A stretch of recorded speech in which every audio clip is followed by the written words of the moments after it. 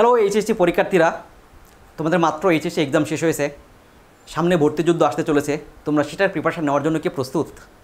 যাদের target engineering university like BUET, KUET, RUET, CUET অথবা public university like Dhaka university, অন্যান্য পাবলিক ইউনিভার্সিটি অ্যান্ড মেডিকেল, তাদের এই মোমেন্টে যেটা দরকার সেটা হচ্ছে প্রপার গাইডলাইন, অর্থাৎ কৌশলের সহিত গাইডলাইন। জাস্ট গরু গাধার মতো নর্মাল পড়ে গেলাম, এ টু জেড হয়ে গেল, তাতে হয় না। অ্যাডমিশন টেস্ট একটা কম্পিটিশন এক্সাম।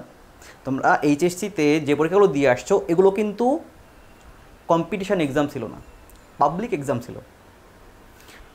তোমরা এই গাইডলাইনগুলো কোথা থেকে পেতে পারো? দেখো, তোমাদের প্যারেন্টস আছে, তোমাদের এক্সপিরিয়েন্স বা প্রিয় শিক্ষক আছেন, বিভিন্ন কোচিং সেন্টার, বিভিন্ন ভাইয়ার কাছ থেকে তোমরা গাইডলাইনগুলো পেতে পারো। আমি তেমনই একজন তোমাদেরকে পরামর্শগুলো দিতে চলেছি। আমি বিগত 8 থেকে 10 বছর বিভিন্ন স্বনামধন্য প্রতিষ্ঠানে অ্যাডমিশন এবং একাডেমিক অসংখ্য স্টুডেন্ট পড়িয়েছি এবং এই জন্য তোমাদের কিছু পরামর্শ দিতে চলেছি। যারা আমার পরামর্শগুলো শুনতে চাও তারা ভিডিওটা কন্টিনিউ করো। বিএসএ এই ভিডিওটা শেষে তোমাদেরকে বিএসএ কর্তৃক একটা সুন্দর গিফট দেওয়া হবে, যেটা তুমি অনেক উপকৃত হবা অ্যান্ড তোমার বাবা মার অনেক টাকা পয়সা তুমি সেভ করতে পারবা। সো চলো আমরা শুরু করে দিই। হ্যাঁ, দেখো, আমাদের ভর্তি পরীক্ষায় আমাদেরকে অনেক সময় অনেক প্রশ্ন করা হয় স্টুডেন্ট কর্তৃক বা গার্জিয়ান কর্তৃক যে ভাইয়া আমরা কোন বইটা পড়ব, কতটুকু পড়ব, আমাদের সময় ম্যানেজমেন্ট কেমন হবে, আমরা কিভাবে কোচিং সেন্টার বা কোনো প্রাইভেট টিউটর বা কোনো ভাইয়া নির্বাচন করব, তারপরে আমাদের হচ্ছে যে রুটিনটা কেমন হবে, কিভাবে পড়লে আমাদের আসলে চান্সটা হবে। দেখো, একটা পরীক্ষায় তুমি কেন চান্স পাবা, লক্ষ লক্ষ স্টুডেন্টের মধ্যে থেকে তুমি কেন চান্স পাবা, এটা নির্ভর করে তোমার এই কিছু জিনিসের টেকনিকের উপরে। তুমি যদি টেকনিকগুলো প্রপারলি ফলো করতে পারো তাহলে দেখবা যে তুমি অবশ্যই তোমার এক্সপেক্টেড বা প্রয়োজনীয় বিশ্ববিদ্যালয়ে চান্স পেতে অবশ্যই পারবা। অনেকেই স্টুডেন্ট প্রতি বছর অনেক শত শত স্টুডেন্ট পাই, তুমি কেন পাবা না? যেটার জন্য তোমার দরকার সেটা হচ্ছে যে তোমাকে প্রপার গাইডলাইনের সহিত পড়তে হবে এবং তোমাদেরকে বেসিক এর A to Z পর্যন্ত সব কিছু তোমাদেরকে পড়তে হবে। আসো আমরা প্রথম কথা দিয়ে শুরু করি যে কোন বইটা পড়বো। বই সিলেকশন, যেহেতু আমরা এখানে ফিজিক্স, কেমিস্ট্রি, ম্যাথ এই 3টা সাবজেক্টের উপরে তোমাদেরকে পড়াই, দ্যাটস ওয়াই আমি প্রথমে নির্বাচন করি ফিজিক্সের কোন গাইডটা পড়বা। দেখো, ফিজিক্সের অনেক রাইটার বই, 12 থেকে 14টা রাইটার বই আছে, তো তুমি তো সব পড়তে পারবা না। দেখো, তুমি নির্বাচন করবা 2 থেকে 3টা বই, যাদের মধ্যে একটা বইকে তুমি বেসিক ধরে পড়বা। যেমন ফিজিক্সের তোমাদের ইসাহাক স্যারের বই, 2 নম্বর শাহজাহান তপনের বই, 3 নম্বর হচ্ছে তোমরা পড়তে পারো এর থেকে বেশি চাইলে গিয়াসউদ্দিনের বই অথবা সেলু স্যারের বই, ঠিক আছে? দেখো, এর মধ্যে তোমাকে যে কোনো একটা বই ধরে তোমাকে পড়তে হবে। ম্যাথের কথা যদি বলি, আমি ম্যাথে তোমাদের অনেক রাইটারের বই আছে, তার মধ্যে আমি মনে করি যে কেতাবউদ্দিন স্যারের বইটা যথেষ্ট ভালো এবং এখান থেকে তোমার হচ্ছে বিভিন্ন পরীক্ষায় বা বিভিন্ন যারা কোশ্চিন করে তারা এই বইটাকে আমার মনে হয় ব্যাপারটা ফলো করার চেষ্টা করে। ওকে, এবার আসো, এসইউ আহমদ স্যারের বইটা পড়তে পারো, হাকিম স্যারের বইটা পড়তে পারো, বা তোমার রফিকুল ইসলাম স্যারের বইটা পড়তে পারো, যেটা রূপন্তী প্রকাশনীর। তো এবার আসো কেমিস্ট্রি তোমার হচ্ছে আমি তোমাদের রিকমেন্ডেশন থাকবে কবির স্যারের বইটা বেসিক্যালি পড়বো। কবির স্যারের বইয়ের ল্যাঙ্গুয়েজগুলো সহজ আছে এবং অনেক জিনিস এখানে ভালোভাবে ইনফরমেশনগুলো গ্যাদার করে দেওয়া আছে। এছাড়াও তোমরা হাজারি স্যারের বই পড়তে পারো। হাজারি স্যারের বই যথেষ্ট এনরিচ এবং যথেষ্ট ভালো, বাট কবির স্যার হাজারি স্যারের মধ্যে হাজারি স্যারের ল্যাঙ্গুয়েজটা একটু কম্পারেটিভলি 19-20-এর মতো একটু কঠিন, আর কবির স্যারের বইটা একটু সহজ। সো ডিসিশন তোমাকে নিতে হবে বই কোনটা পড়বা, কোন বই তুমি ফলো করবা। এবার আসো, আমরা বই শেষে আমরা দেখব যে তোমরা কিভাবে পড়লে আমার চান্স হবে ভাইয়া। দেখো, এই কোশ্চেনে অ্যান্সার দিতে গেলে আমাকে আমার প্রিভিয়াস স্টুডেন্টের কথাগুলো মনে করতে হবে এবং প্রিভিয়াস যাদেরকে আমি পড়ি, যারা বুয়েট সহ ঢাকা ভার্সিটি বা মেডিকেল বিভিন্ন বিশ্ববিদ্যালয়ে পড়তেছে, তাদের ব্যাপারগুলো আমরা কেমন করে পড়েছি, কেমন করে করছি, সেই জিনিসগুলো আসতে হবে। দেখো, একটা বইয়ের ধরো ফিজিক্সের, যেহেতু ফিজিক্স আমার একটা ফেভারিট সাবজেক্ট, দ্যাটস ওয়াই ফিজিক্সের কথা বারবার ঘুরে আসে। অবশ্যই তোমার হচ্ছে ম্যাথ অবশ্যই আরও বেশি ফেভারিট।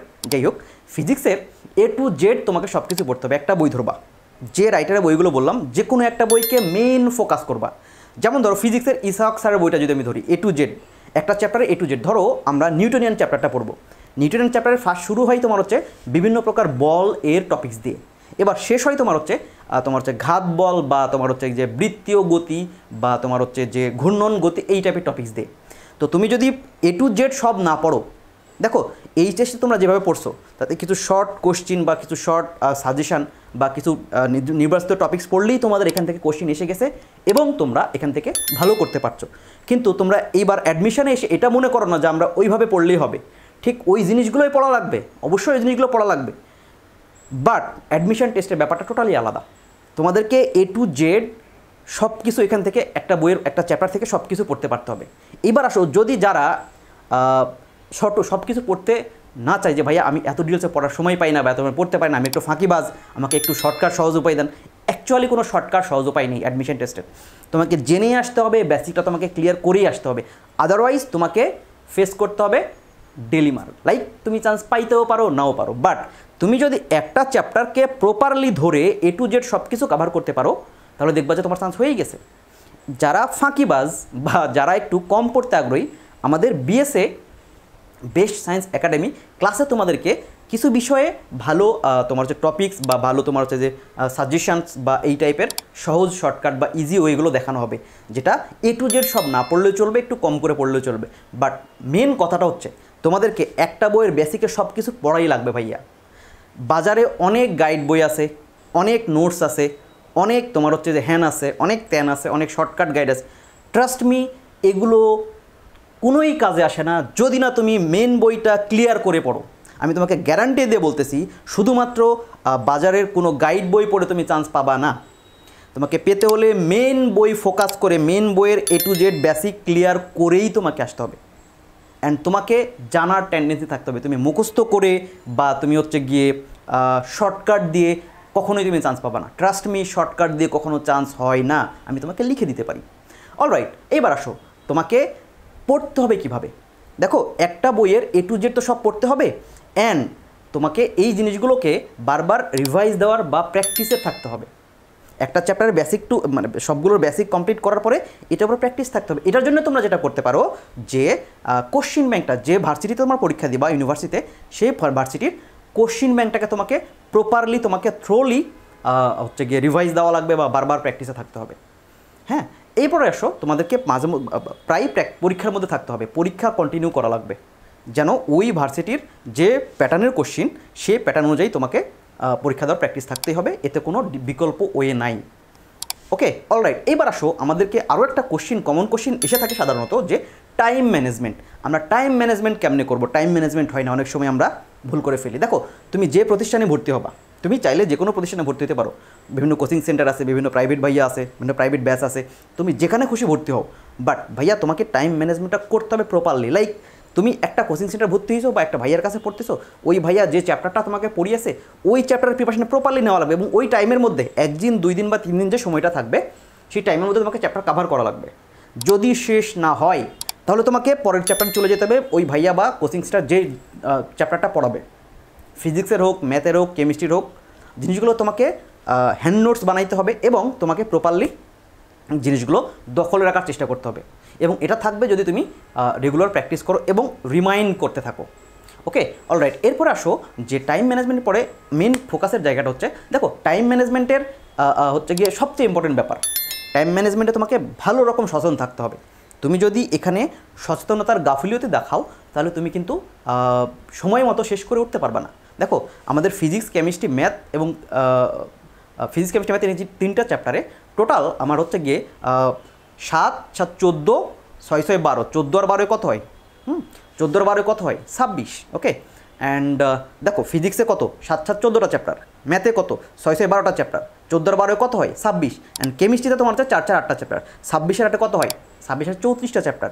তোমাকে 2 বছরে তুমি এই 34টা চ্যাপ্টার পড়ে আসছো, সাথে তোমার ম্যাথ মানে তোমার বাংলা ছিল, তারপরে তোমার হচ্ছে গিয়ে ইংলিশ ছিল, আইসিটি ছিল, কিন্তু তুমি 3 মাসে তোমাকে যেহেতু এই 3টা চ্যাপ্টার মানে এই তোমার হচ্ছে গিয়ে 34টা চ্যাপ্টার শেষ করতে হবে, তাই তোমাকে দেখো, তুমি চিন্তা করে দেখো, হিউজ পরিমাণ তোমাকে কিন্তু পড়াশোনার সময় দেওয়া লাগবে, এবং টাইম ম্যানেজমেন্টটা আমার পড়ার কৌশলটা প্রপার হওয়া লাগবে।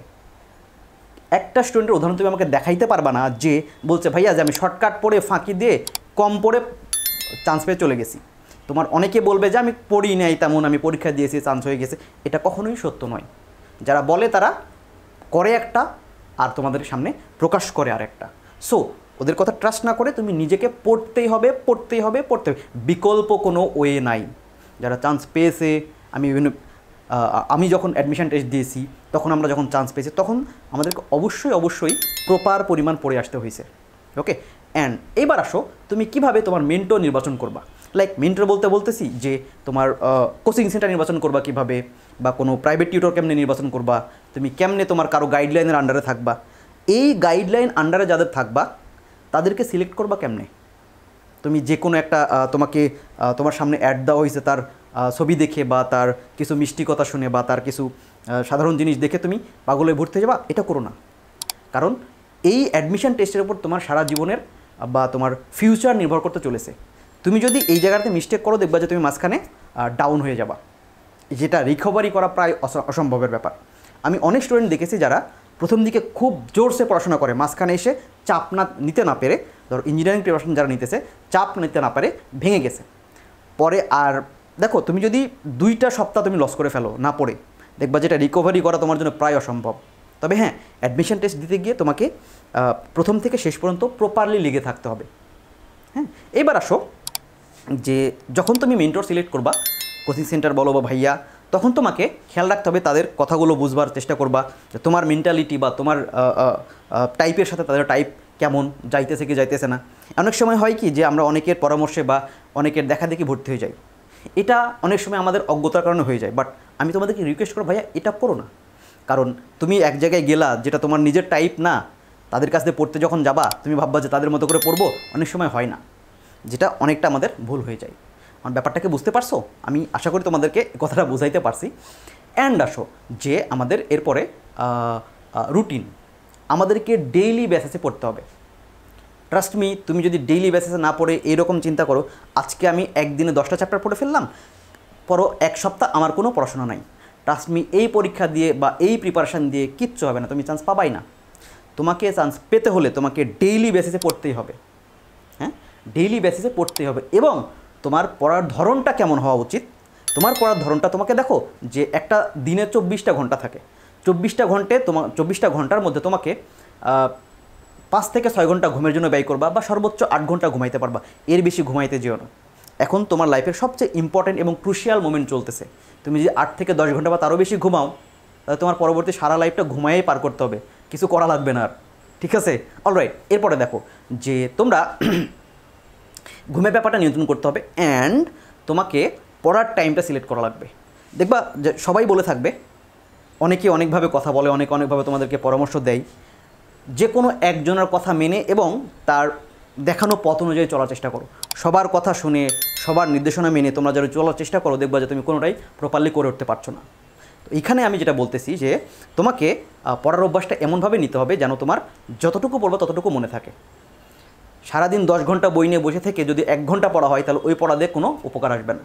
বাট তুমি 2 ঘন্টা বই নিয়ে বসে আসো, 2 ঘন্টায় প্রপার পড়ছো, তো 10 ঘন্টার থেকে এটা বেশি উপকারে আসবে বা এটাই বেশি কাজে লাগবে। এবার আসো পড়ার যে টাইমটা তুমি সিলেক্ট করবা, পড়ার টাইমটা তোমার সিলেক্ট করতে গেলে তোমাকে এভাবে ভাবতে হবে। দেখো যে ফজরের নামাজের পর থেকে বা 4টা বা 5টা থেকে তোমার একটানা 8টা 9টা পর্যন্ত যথেষ্ট শান্ত পরিবেশ থাকে এবং এই সময়টাতে ব্রেন অনেক বেশি ফাস্ট কাজ করে এবং এখানে মানে এই সময়টা পড়লে অনেক বেশি মনে থাকে। কিন্তু তোমাদের মধ্যে অনেকে আসো যারা নাইট বার্ডস, যারা রাত্রে পড়তে অনেক বেশি ভালোবাসো।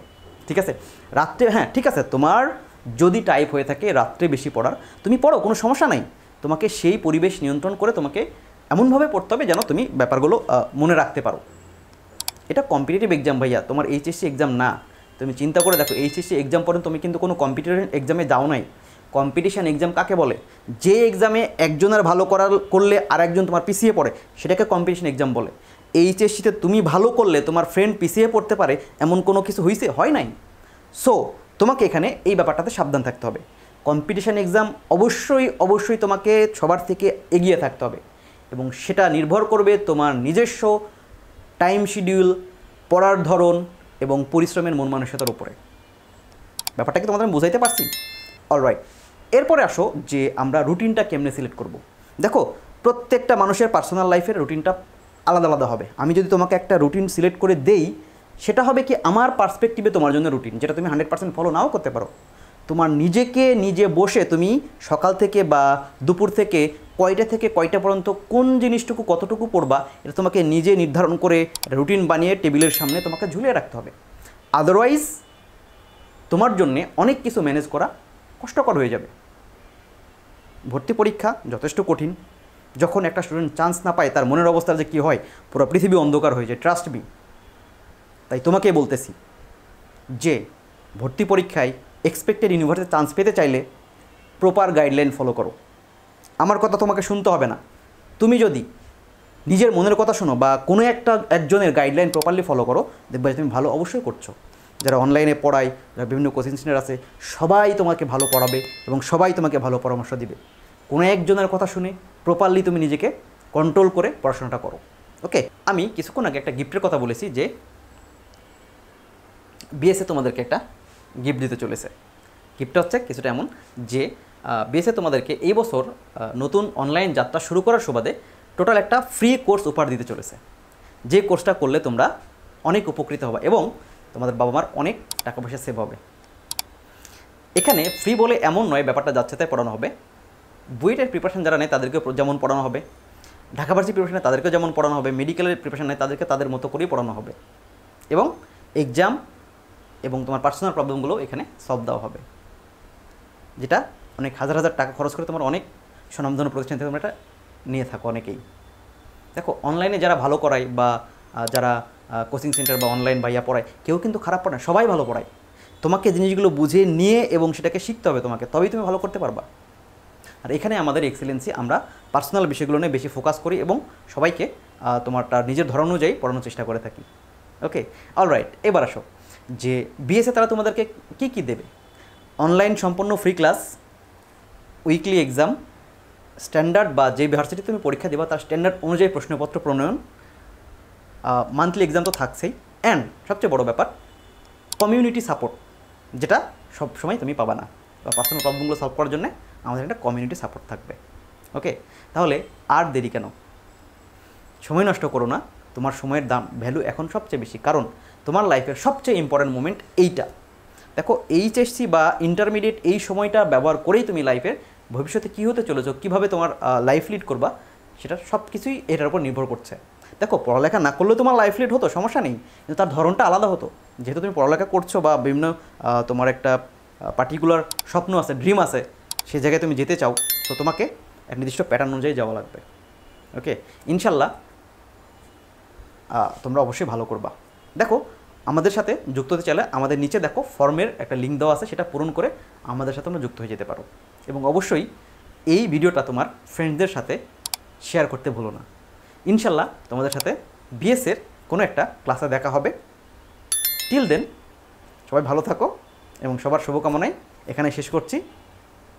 ওকে, ভালো থাকো, টাটা।